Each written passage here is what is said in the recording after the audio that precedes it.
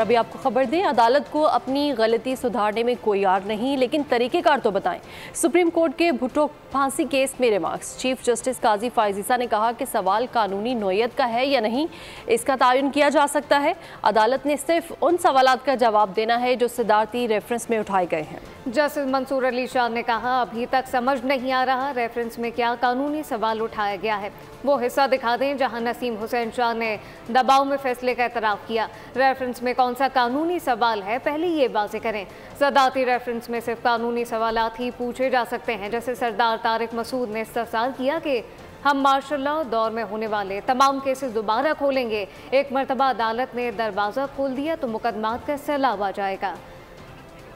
इस वक्त आपको बताएं कि अदालत को अपनी गलती सुधारने में कोई याद नहीं, लेकिन तरीक़ाकार बताया जाए। सुप्रीम कोर्ट के भुट्टो फांसी केस में रिमार्क्स से चीफ जस्टिस काजी फाइज ईसा ने कहा कि सवाल कानूनी नौयत का है या नहीं, इसका तयन किया जा सकता है।